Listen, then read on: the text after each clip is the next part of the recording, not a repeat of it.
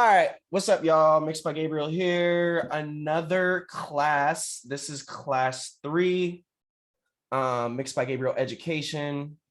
Today's general topic. I got feedback from all of you guys, which I appreciate. And the general concept is basically like networking and basically music business tips. So I'm going to talk about, ways to go about being successful, whether you want to go to the independent route or if you want to go the label route. So first, I'm just going to start off by kind of just talking about ways to network and reach out and find specific things that you're looking for. Actually, you know what? Scrap that. I'll start by talking about what people's roles are. Okay. Excuse me. All right. So first and foremost, you have labels, right? You can think of a label as a bank with connections. That's literally all it is. It's a bank with connections. And yeah, so that's pretty much all they are. So they're basically funding your music career as well as having connections to plug in certain opportunities and situations for you as artists, right? You have A&Rs. A&Rs used to be just to find talent, but now the A&Rs in the digital age have kind of shifted into more of a management overseeing type of position, meaning a lot of times A&Rs are actually not just finding the talent, but actually overseeing projects, kind of like an executive producer. That would mean the A&Rs finding the studio, the A&R is finding the producer with the beats.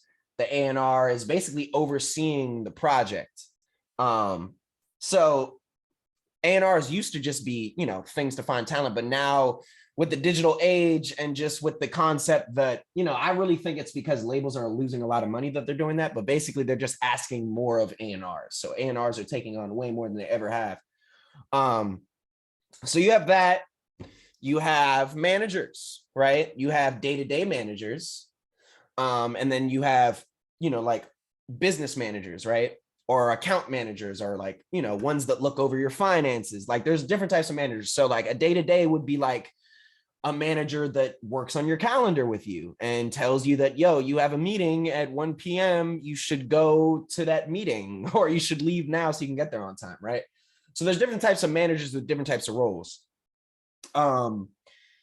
There is managers that will go out and find you situations, and managers that are connected to opportunities and people.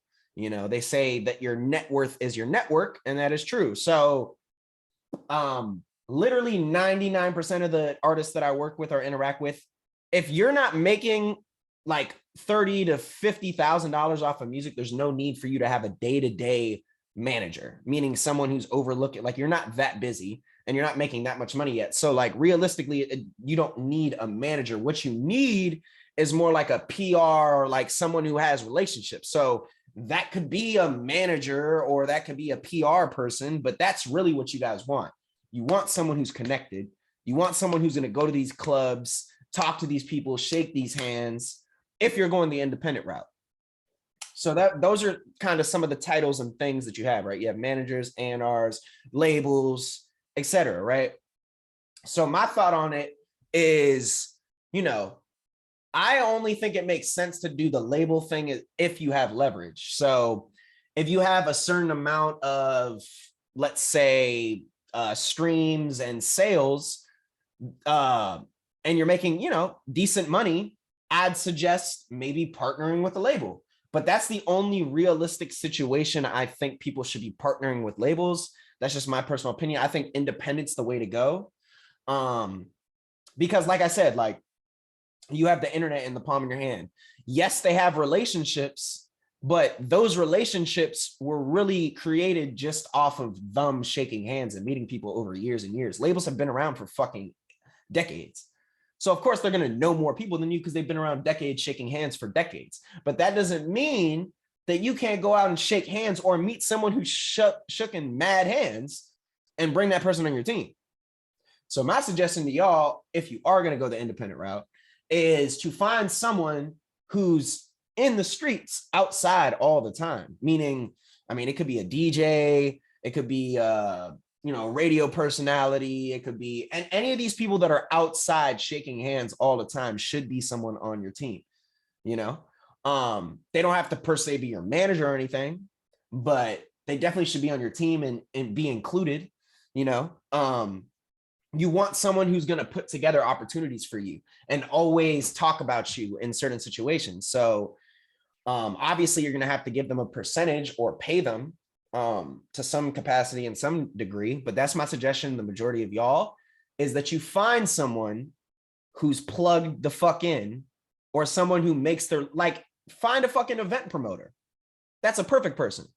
He probably knows mad people in all walks of life, right? And it's not far-fetched to say that he could literally tell every DJ at every event that he throws to play your music. So my suggestion is to find someone who's plugged and reach out to them and try to get them a part of your journey or a part of your career or a part of your music. So, the independent route is the way to go. All you really need is capital. Labels are just capital and connections. So if you can get capital and connections, then there is really no need for a label. The only reason I'd say to bring a label on board is if you're partnering with them, meaning you have enough leverage and enough streams and enough just music out and things going on in your career that you have the leverage to basically go back and forth with the deal with them and figure out something that works. But my opinion is that no one should be, as a creative, an employee of anyone. Everyone should be partnering. That's just my opinion. I'd rather have y'all partner with people and team up with people than be employees or have people own all your shit. It just doesn't make sense to me in the digital age with all this internet and Google and things. And to be honest with y'all, go get a fucking business loan for $50K. Majority of y'all have good enough credit to do that. You'd be surprised. Go get a fucking $50,000 fucking loan, and that money will be allocated into your music career, right? Once you get that $50,000 loan, then you want to go about finding these people on the team to initiate this process, right? I mean, obviously, I definitely get the people first and then apply for the loan. But yeah, so those are, some basic breakdowns of the layout of the industry right now, right? You have, the majority of people making good moves with labels nowadays, in my personal opinion, from looking at the industry, is basically the people who are partnering. You know what I mean? It really makes no sense for you to do anything but to partner, in my personal opinion, because like I said, you can do all this on your own. You can get $50K to invest in your music career. There's actually people and websites that you can go to and you can actually get creative music artist loans. There's actual websites. You have to have a certain amount of streaming numbers, but there are websites that are loaning chunks of money to artists. It's an actual thing. And guess what? There are also grants. You guys can get grants as a creative. There's so much that you guys can do if you guys are just innovative, to be honest with you, and you guys do some research. There's mad shit out here that you guys can, get your hands on, get involved in, get a piece of. So that being said,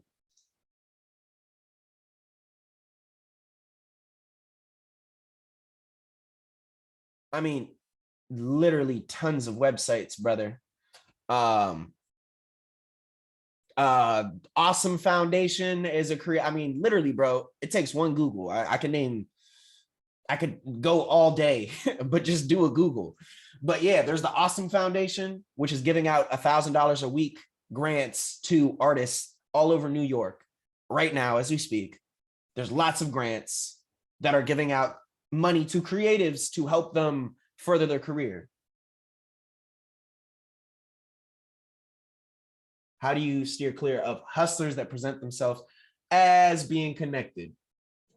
All right, so now that I broke down, I'll answer that in a second. That question actually leads into what I was about to talk about. So now that you guys have the general layout of whose job is what and what you would want, I mean, obviously, all right. So obviously there's other people involved. I'll just go quickly down that list. Graphic designer, mixing, mastering, recording engineer, producer, videographer.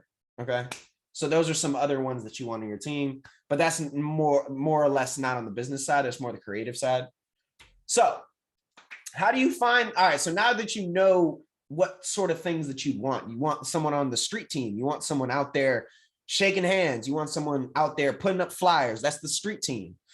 You want someone who's connected and can find opportunities. That could be someone on your street team, or that could be considered a manager. So now that you guys have some of these general concepts that that people usually have on their team, I will go down the list of some ways that you can find these people. So let me open up my list.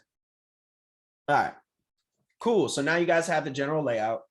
So one of the biggest and best places to find A&Rs, any other person linked to any big company, is LinkedIn. Huge gem. So I need all y'all to go to LinkedIn. You can literally find every single person at a label on LinkedIn. You can find managers on LinkedIn. You can find anyone associated to anything serious on LinkedIn. And what you can actually do, and to be honest with you, the way to steer clear of hustlers is LinkedIn. Because to be honest with you, it's pretty easy to tell a fake me out LinkedIn. LinkedIn is pretty good at being a very legitimate platform. And it's pretty easy to cross-reference things because a lot of people have reviews and a lot of people have companies that they've worked for, right? So let's say you think someone's hustling or isn't connected. I'd go down to see who they've worked for and reach out to those connections. It's basically the same concept as you're a company and you're hiring an employee, right? Employees ask you to give them references, right? So it wouldn't be far-fetched for me to say that you could do the same thing, right? You can go down their list of who they said they worked for or where they said they did work at, and you can reach out and say, hey, such and such said they worked there. I'm just looking for a reference just to see if they're a legitimate, if what they said is true or whatever. And there you go. LinkedIn is a great way to, X out the fake people, because it's very easy to cross-check a LinkedIn profile. Very easy. Go to who they said they worked for, go to their story, go to their reviews, see who commented, gave them a couple stars for communication or whatever abilities they have, and reach out to those people. Are those people bots? Are they real? You can also do a quick Google. You can also reach out to friends and people that you know in the entertainment or industry and, kind of ask them to reach out to their counterparts and see if they know of them. Those are some great ways to do it. So I suggest everyone, if you want to find a person at a big management company or a person who's a DJ and really connected and you want to chop it up with him and get him a part of your journey, LinkedIn, man, LinkedIn. Sign up for the premium account and you can basically see all the their emails, because it's you have to pay to be able to see and message certain people. You can't just have a free account and just be messaging and hitting up all the super big people. So I suggest buying a premium account. There's also annual label company email lists and PDF files that go out pretty much annually. So that's another big gem. So all of y'all can go on Google and search up for a PDF that lists all the people at each label, and it lists what their job is, and it lists their email, right? So that's another way you can do that. And that comes out annually. You got to be careful with that though, because sometimes you'll find an older one or one that's outdated. So make sure you're finding the one that's most dated, because these label execs and people at labels change their emails all the time. Another thing you can do is, like I said, I mean, it's a person like me, find someone who's like me, right? In the sense of, I've been working on music 6 years in New York. I've been working with artists from all different genres and all different walks of life. And I've been networking this whole time. So it wouldn't be far-fetched to say that I have direct connections with A&Rs. I have direct connections with labels. I have direct connections with artists. I have direct connections with managers because I do.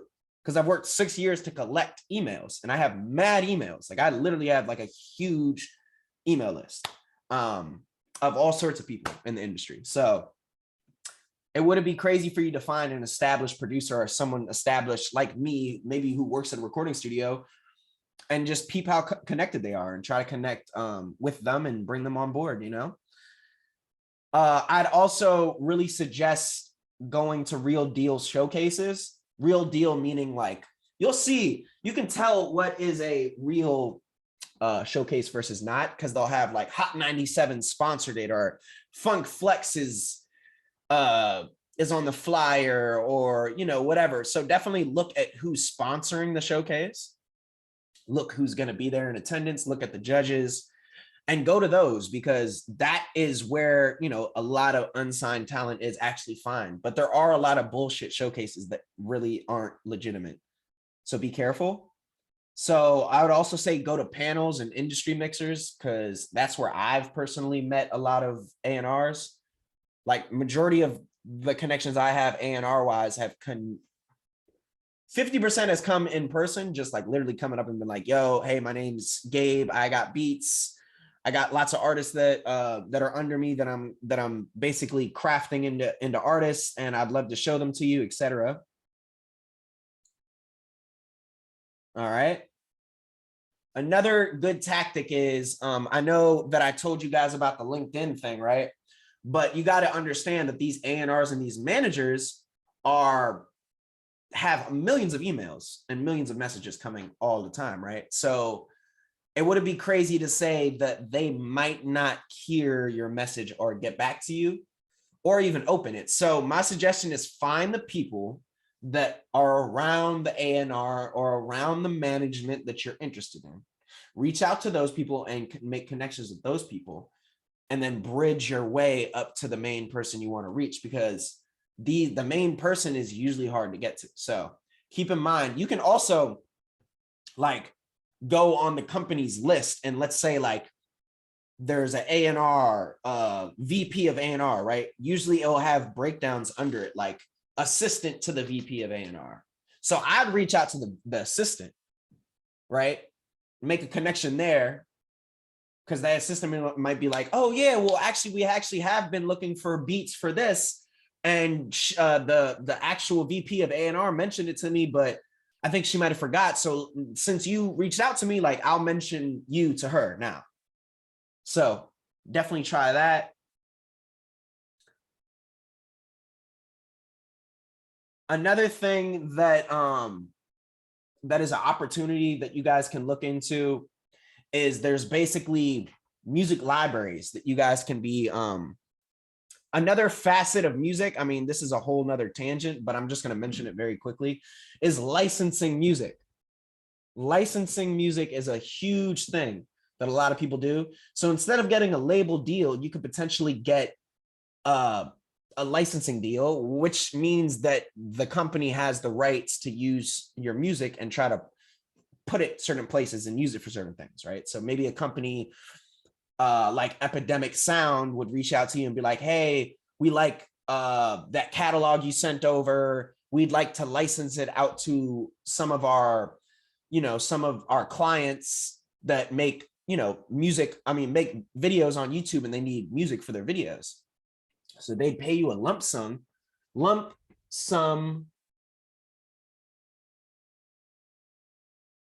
I got you.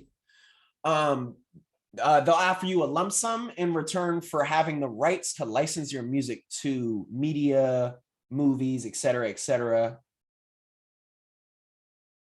Let's see. How do you reach out to people in the industry for the first time? Do you have to offer anything upfront as far as money, or are there certain things you can say to show you're serious?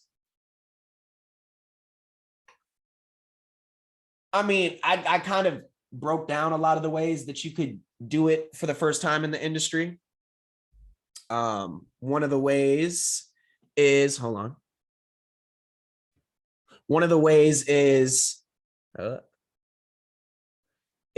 to LinkedIn, finding their email, reaching out to them email. I always think going in person is the way to go, because shaking hands tends to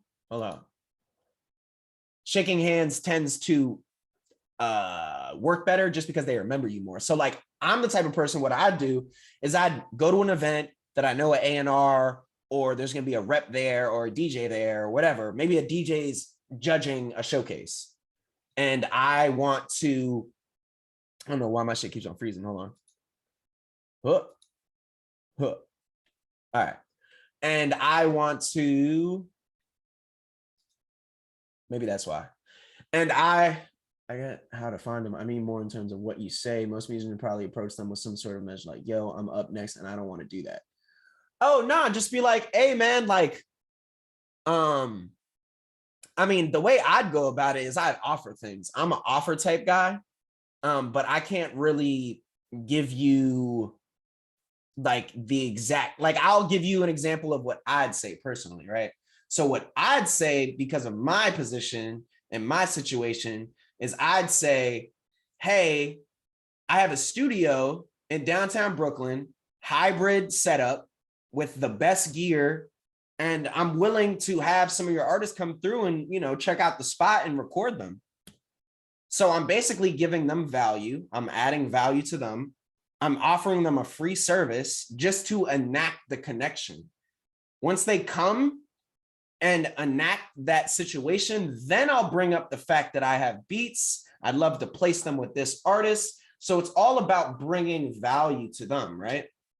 Especially when, like you said, like you're just starting, you don't really have, you know, that situation. I mean, for me personally, I have credits and I have things moving. So I'd bring up like, yo, you're A&R, like I've done this before. This is an actual example. I had gotten a placement with an artist at Alamo Records, and well,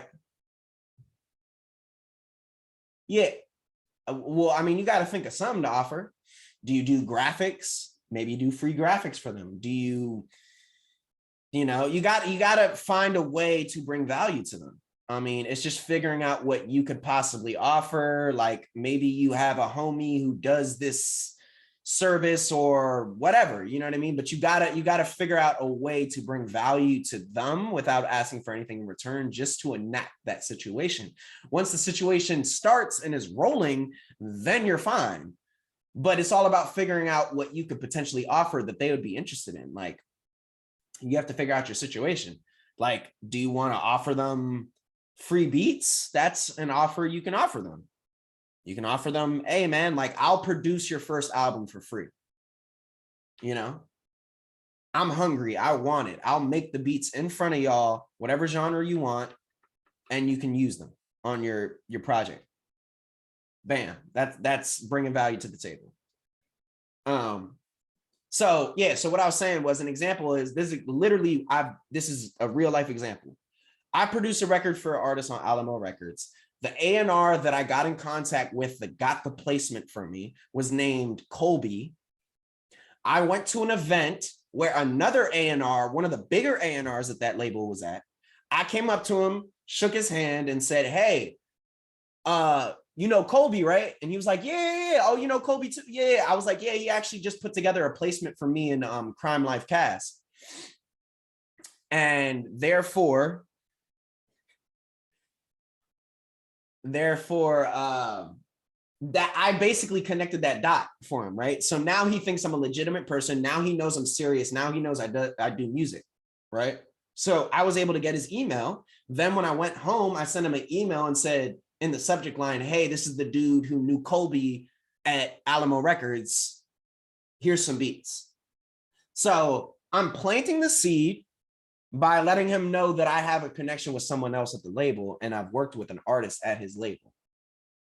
Then when I go home, I'm sending him an email that has in the subject line the seed that I planted, right? So when you're just, like I said, when you're just jumping off when you're just starting, figure out a way to bridge a gap in bringing value to them. Like for me, I have a studio that I own, so I can bring people there with no issue for free, just to connect the dot, just to bring value to them, just So they'll come and give me that opportunity and that chance, because that's really all you want. All you want is them to give you that first initial chance. Once you get that, you don't have to give them anything for free. It's about, because you got to think, 90% of people are asking for gimme, gimme, gimme, or I want this, I want this. Oh, I'm next up. Oh, listen to my shit. I'm fire. Give me a deal. Like, ain't no one want to hear that shit. I'm going to come up to them and be like, yo, I really love what you guys are doing over there. You guys always come out with really amazing music. I have a studio. I'd love to have such and such come through and record their next album. We have a fire set up. Don't even worry about paying. Just pull up. Bam, connection right there. Boom, they'll pull up, because why not? You got to think, they're a business. All these people are running businesses. So at the end of the day, if I'm offering value and a quality service for free or for very cheap, that is interesting to them, because they're running a fucking business. They care about their money. You know, everything's off of a budget. So if they can find a way to make their budget work better, why wouldn't they do it? So yes, I am going to offer them something free at the beginning if I have no pull. So I hope that answers your question on that. You just got to figure out what, you know, there's lots of things you could do. You know what I mean? You know, obviously I don't know you personally in the sense of like, I don't know all your skills, but I'm sure there's some skills that you could offer them that they'd be interested in, you know? So going off of licensing, you can get your music into a music library. And that's basically for music supervisors when they're like shooting a movie, they'll go through the music library and find songs that they want to use. Excuse me. So basically the music library, you get to upload your music, and music supervisors, when they're shooting, let's say a new Netflix documentary or something, they'll go through the music and find ones that fit the, you know, the scenes that they're looking at, and they'll use them. So obviously that's kind of a crapshoot, and, you know, just kind of throwing and hoping it sticks. But that is another way that you could potentially get an opportunity to have your music in movies, TV shows, etc., commercials. But going off the LinkedIn thing, you can also find music supervisors on LinkedIn, and you can reach out to them directly. You build that connection with a music supervisor, you're good for life. Meaning you don't have to do the music library shit. You have a direct connection to him, and you can email him directly. And so that is another tip on how to get, you know, some more opportunities for you guys. You know, keep in mind, bro, that there are actually songwriting websites that you can submit songs to artists that are known. There's sendbeats.com. That literally is a website where artists go and post that they're looking for beats for a specific sound or album, and you can literally submit to them. So there's songwriting websites where you can literally submit songs for people to purchase or people to use, mainstream artists to use. The internet's your friend, guys. The internet's your friend. You can do a lot on the internet. And also networking is your friend, meaning do what you guys are doing already. You guys are picking my brain, right? Find more people like me or just people in the industry and pick their fucking brains, bro. Pick their brains, ask them questions. Yo, how did you meet this dude? Yo, how did you do that? Yo, how did you do this? Etc. It is definitely beneficial to do that. So please be doing that.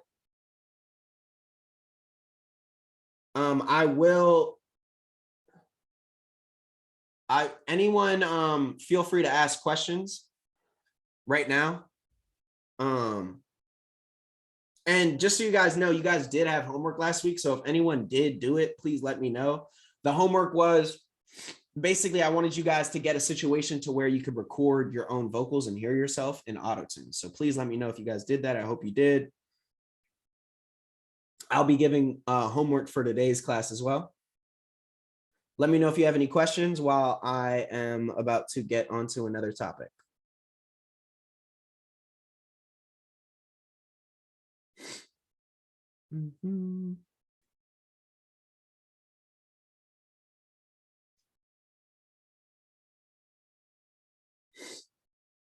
Any other questions? You can drop it in the chat, or you can just ask me, actually. If you want to ask me or drop it in the chat, feel free.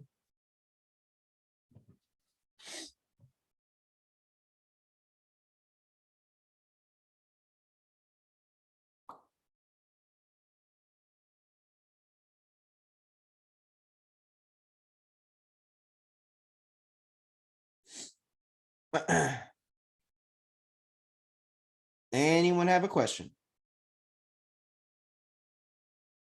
Anyone at all? Anyone?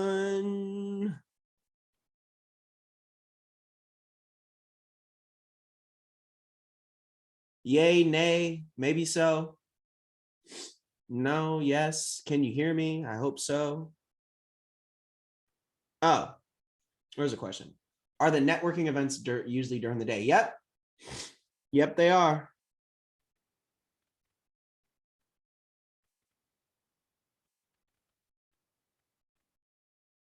Any other questions?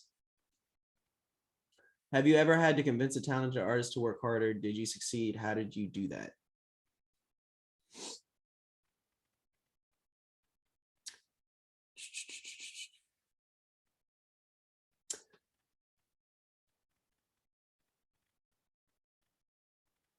Thank you, bro. Have you ever had to convince a talented artist to work harder? Did you succeed? How did you do it? Talented artist to work harder. I mean, no, I don't think to work harder. That's a good question. Have I ever had to convince a talented artist to work harder? I mean, for me, it doesn't usually happen in the studio. It's usually other stuff I have to push them on. And yes, I have. And a lot of times it doesn't work because artists have big heads and there's nothing that you can do about that, man. You're gonna pick a lot of fights and you're gonna lose a lot of fights when it comes to this concept.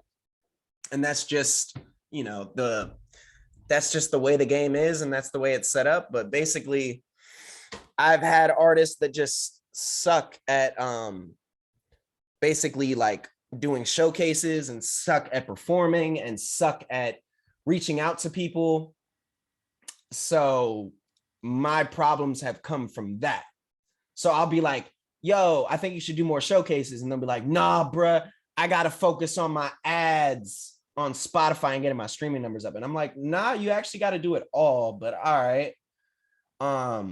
So I typically, sometimes I say, like, if you're dealing with a really good artist, a lot of times they're very open to constructive criticism. But on the other side, on the flip side, you have 50% that aren't. So it's give and take. Sometimes I have given advice and told them that they need to go harder with more performances or post more, and they do it and they take the advice because you got to think at the end of the day, I know better than them because I have witnessed hundreds and hundreds and hundreds of artists' careers bloom and flop. So it wouldn't be crazy for me to say that I probably know better than you because you've really only seen your own career. I've seen hundreds of careers go up and go down. So I know from firsthand witnessing what is working and what is not, and what you should do and what you shouldn't. And yeah, I just like, I'm blunt, bro. I'll just call an artist and literally.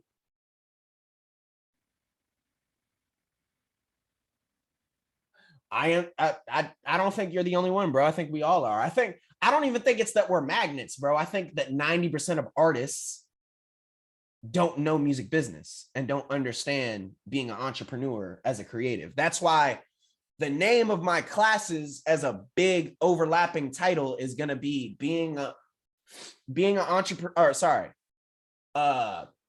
being an entrepreneur as a creative, or however you want to say it. But basically that is the concept of my my classes. It's going to be basically treating yourself as a business. Being a business as a creative is the overarching name for my classes. And that is the reason why, is because 98% of these artists are talented, but they don't know what the fuck they're doing. They don't even know how to get money back from their music. They don't know the first thing. They just know how to make good music. And I hate to say it, but I rather work with someone who I don't have to push and shove all the time, but someone who will take my advice and run with it. Like, I'm not trying to hold hands. I'm not trying to have kids here, you know? So I don't think it's that you're a magnet to that, bro. I think it's that the majority of artists just don't have the push. Improving their, they just don't have the drive. I'd rather have a person who has the drive than the person who has the talent. I can get you to be talented or make good songs. That's easy. I can't teach you how to be driven and wake up every day and hustle to make a career as an artist. I just can't. I'm sorry. I've tried multiple times and I've completely given up on that concept. All right. So let's